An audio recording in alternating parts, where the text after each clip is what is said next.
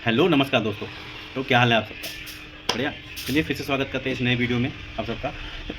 और आज रूबरू करवाते हैं ऐसी चुड़ैली से और उनके पूरे ख़ानदान से। आज जलाई होगी तो पूरी की पूरी होगी। एक बार वीडियो को आप लोग शेयर कर दीजिएगा।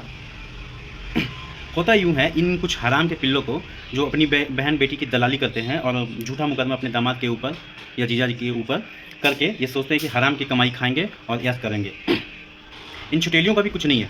इन छुटेलियों का क्या आदत है, हराम का कमाई तो इसका जो है ऑर्डर पास कर देता है मेंटेनेंस, ठीक है। अब ये इनका हराम का कमाई खाने की शुरू से आदत ही होती है।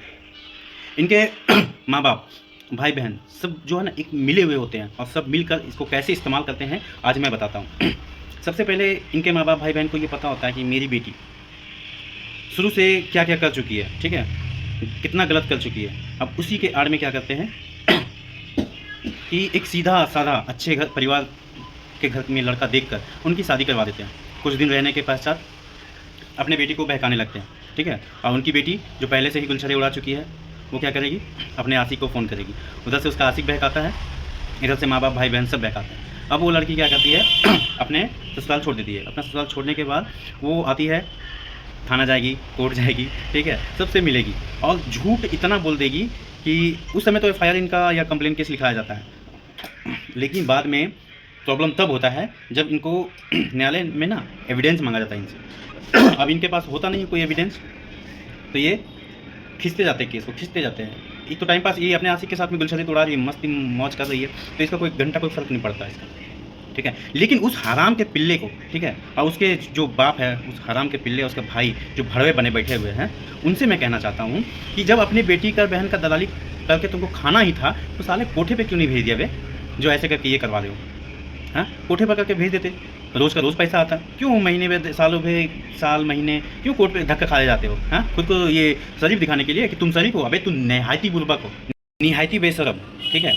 तुमको ना दामाद तुम्हारा अच्छा रेलता था, ठीक है, और वही रेल सकता है तुमको, हाँ, कोई नहीं, ठीक है। तो क्या है, इन बेशर्मों का को क्या है जब वो दामाद से पैसा नहीं झपट पाते तो ये मेंटेनेंस का केस करते हैं और डीवी का केस करते हैं कि इसका जो वहाँ पे बाप बैठा है ना कुर्सी पे, ठीक है, वो दिला देगा इसको पैसा। अबे घंटा नहीं दिलाएगा, घंटा, ठीक है। 1 रुपये पैसा वो क्या करेगा, अपने जेब से देगा नहीं ना। पैसा तो तुम्हारा दामाद तुम्हारा जीजा ही देगा, समझ गए। तो घंटा 1 रुपये नहीं मिलने वाला। और तुम जितना तुम्हें ताकत लगानी होती है ना तुम लोग लगवा लो। समझ गए। जब तक इधर मैं खड़ा हूँ ना पुल साइड संगठन फाउंडेशन से, तब तक एक भाई ना 1 रुपया भी नहीं देगा। समझ गया। सर इतने निहायती बेशरम बनते कैसे हो तुम लोग? हाँ, इतने निहायती बेशरम बन कैसे जाते हो ये बताओ? आदत सी पड़ गई है।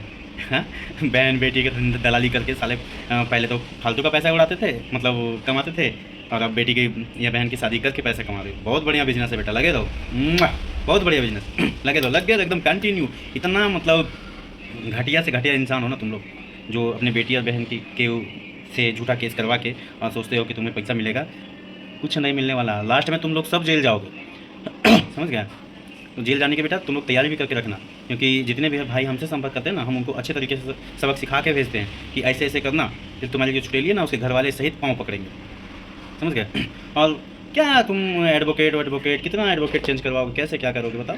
कौन तुम्हारा साथ देगा? तुम, हाँ, तुम जो ना 1 नंबर के दलाली खाने वाले हो, तो तुमको घंटा 1 रुपया पैसा नहीं मिलने वाला। तुम्हें जहाँ से जितने तुम्हारे अंदर पावर है ना सब लगा लो। कुछ तो छुटेली ऐसे होते हैं कि अपने एरिया से केस करते हैं, ठीक है, उसके बाद उसका हस्बैंड अगर कोर्ट जाता है तो उसके साथ में मारपीट करवाते हैं। तो ऐसे छुटेलियों को रेलने के लिए मैं सभी भाइयों से कहना चाहूँगा कि पैर में जूता पहन लेना, ठीक है, हाथ में अच्छा सा कड़ा पहन लेना और कमर में बेल्ट कस के जाना। जब भी ऐसा मौक करती है ना लोग, खोलना बेल्ट और सीधा ठोक देना, ठीक है, बेल्ट से ही इतना मारना कि उनके जो पीठ का चमड़ा है ना वो लाल लाल पूरा अच्छे तरीके से दिखे।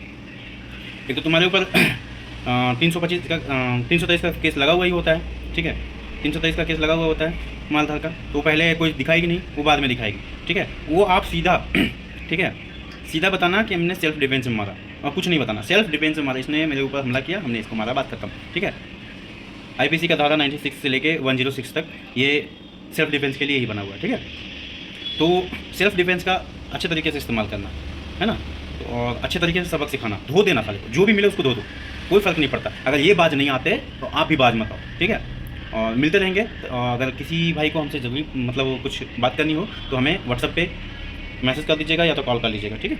और इसी बात को लेकर हम जितने भी हमारे मतलब संगठन बना हुआ है, चाहे वो पुरुष आयोग संगठन हो, मतलब अनदर कोई भी, ठीक है। एक PIL दाखिल मतलब दर्ज होने वाला है, जिसमें हम आप सबकी मदद चाहते हैं। तो अगर कोई भाई हमारी मदद करना चाहते हैं तो हमें DM कर दे, ठीक है। जय हिंद।